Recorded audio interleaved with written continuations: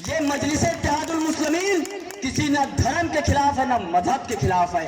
वो कह रही थी भैया CA/NRC टाइम जब CA/NRC लागू हुआ रहे तो सिर्फ एक ही आदमी बोला रहे, वो है असदुद्दीन ओवैसी। जब CA/NRC का मसला हुआ तो वैसी बोले, जब इखलाक को मारा गया तो वैसी बोले, संसद के अंदर कोई भी बिल आता है तो वैसी बोले।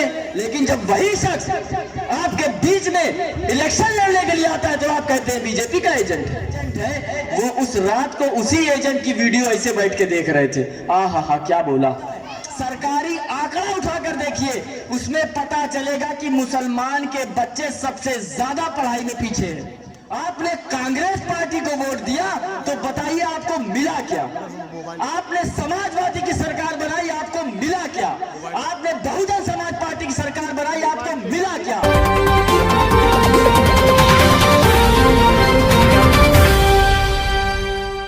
मैं आपको खुशखबरी देता हूं, जब मैं मोहल्ले में आया था, मैं वहां पे खड़ा था तो हमारी एक अम्मा, हमारी माँ जैसी एक अम्मा बूढ़ी थी, खड़ी थी यहाँ पर और वो बात कर रही थी। पता है आप क्या कह रही थी? वो कह रही थी भैया CA/NRC टाइम जब CA/NRC लागू हुआ रहे तो सिर्फ एक ही आदमी बोला रहे, वो है असदुद्दीन ओवैसी। कसम खुदा की ऐसा सीना चौड़ा हुआ मेरा, मैंने कहा बस मेरा आना सफल हो गया यहाँ पे।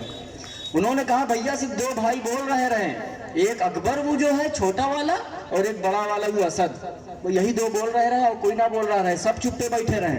वो अखिलेशवा नहीं बोल रहा रहे, वो कांग्रेस वाले नहीं बोल रहा रहे। हमने कहा मेरी अम्मा तुमको सलाम, मेरा तुमको एक मर्तबा नहीं 100 मर्तबा सलाम कि इस उम्र में आके क्या तजुर्बा है माशाअल्लाह।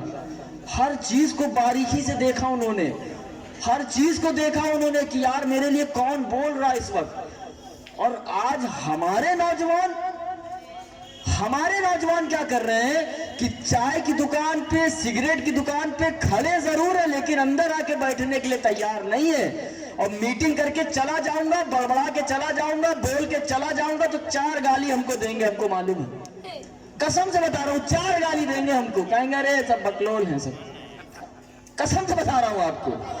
लेकिन हमारा काम है कहना।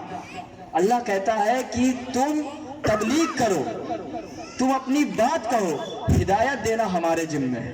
हम किसी के दिल में अपनी बात को नहीं उतार सकते, दिलों को मोड़ने वाला सिर्फ अल्लाह है। हम अपनी बात कहेंगे, लेकिन हाँ ये है कि अपनी बात हम कहेंगे और डंके की चोट पे कहेंगे और सच कहेंगे, चाहे उसके लिए मरना भी पड़े इंशाअल्लाह। दूसरी बात, एक बात बताएं हमसे आप, 3 तलाक के मसले पर कौन बोला था? जरा मेरी माएं बहनें पीछे बैठी, मैं आपसे ज्यादा मुखातिब हूं। 3 तलाक का जब मसला हुआ तो कौन बोला था सबसे ज्यादा? बताइए, आवाज से बताइए कौन बोला था? सुनाई नहीं दे रहा मेरे को, कौन बोला था? ओवैसी।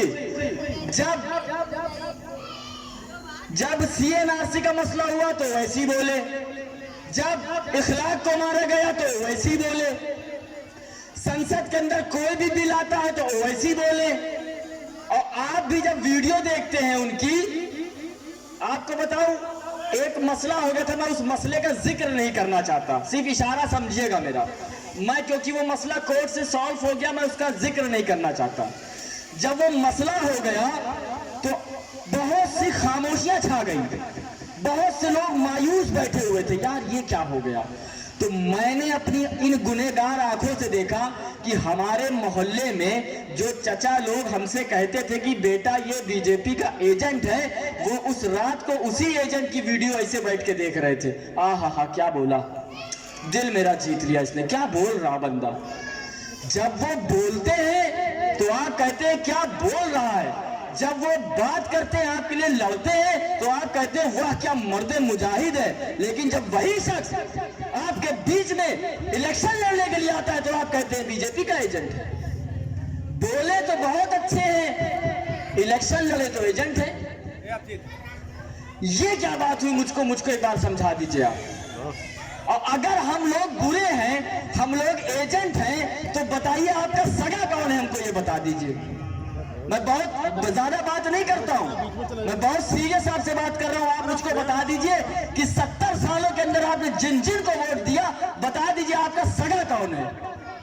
आपने कांग्रेस पार्टी को वोट दिया तो बताइए आपको मिला क्या? आपने समाजवादी की सरकार बनाई, आपको मिला क्या? आपने बहुजन समाज पार्टी की सरकार बनाई, आपको मिला क्या? आपने किस किस की सरकार बनाई, किस किस को आपने कुर्सियों पे बैठा दिया, लेकिन मुझको बताइए कि मिला क्या? मैं बता रहा हूं आपको क्या मिला। आप डेटा उठाकर देखिए। थोड़ी देर के लिए मैं खामोशी चाहूंगा पीछे से।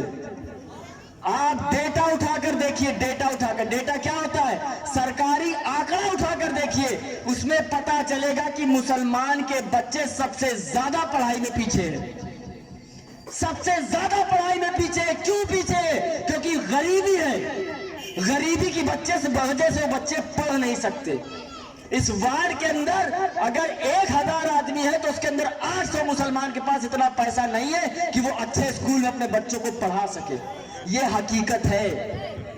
लेकिन इसको दूर कैसे किया जाएगा?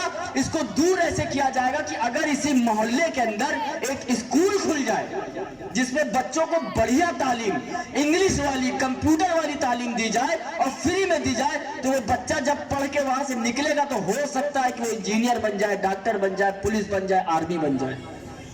और एक आदमी अगर सरकारी नौकरी में चला जाता है तो पूरा घर संवर जाता है, आपको मालूम है।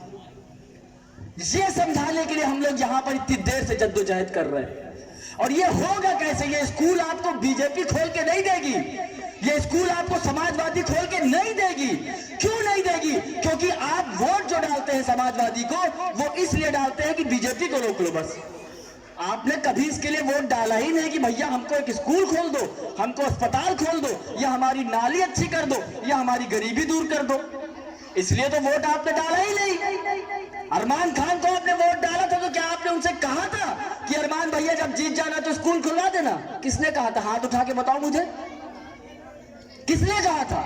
किसी ने कहा था कि मेरे बच्चों के पास तालीम नहीं है, शिक्षा नहीं है, जब यहाँ पर लोग बीमार हो जाते हैं तो अच्छा अस्पताल नहीं है, और अस्पताल है तो पैसा नहीं है कि उनका इलाज करा सके? सच है ना? तो क्या इसकी बात किसी ने करी अरमान खान से कि भैया जब जीत जाना तो अस्पताल बनवा देना, स्कूल बनवा देना? नहीं करी।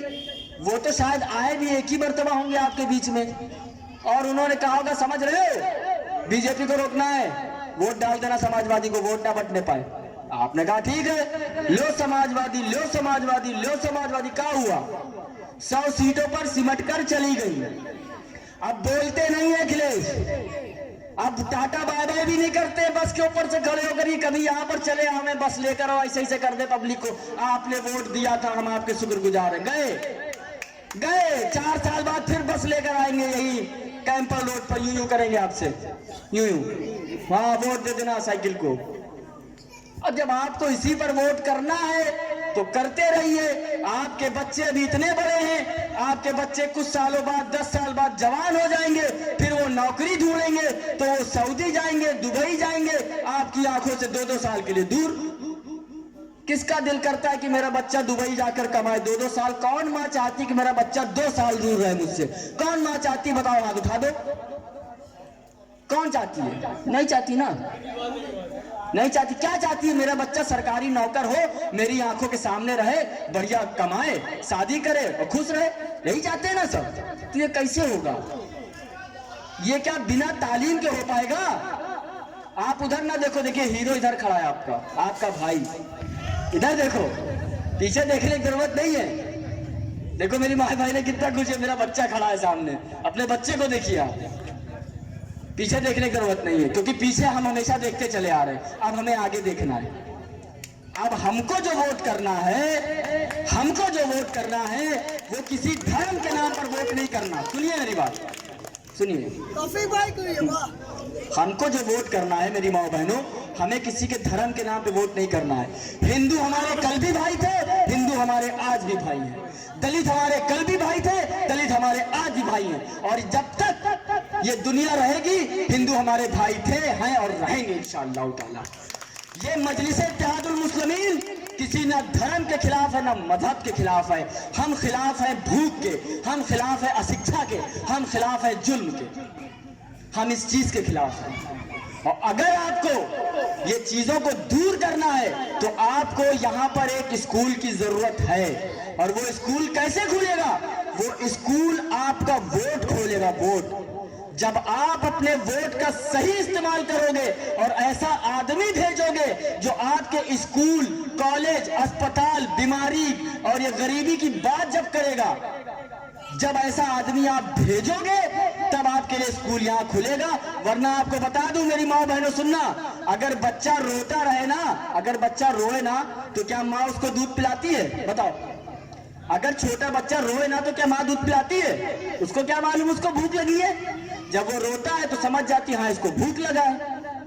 तो वैसे ही जब तक आप बोलोगे नहीं कि मुझको मेरे मोहल्ले में स्कूल की जरूरत है, दो, आपको कोई नहीं देगा। आपको कोई नहीं देगा।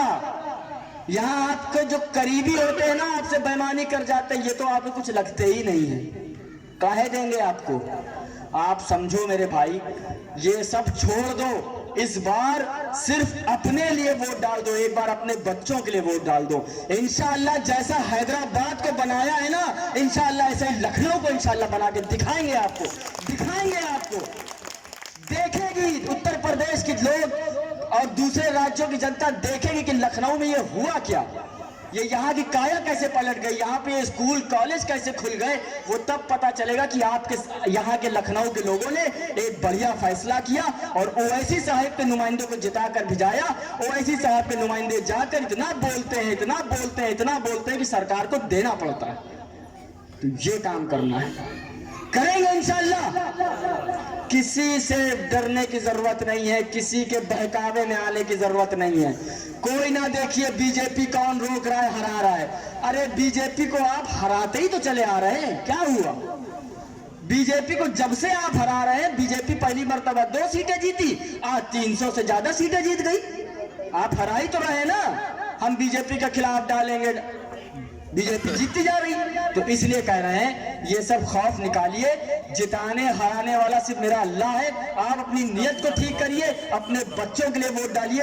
अस्सलाम वालेकुम व रहमतुल्लाहि व बरकातुहू।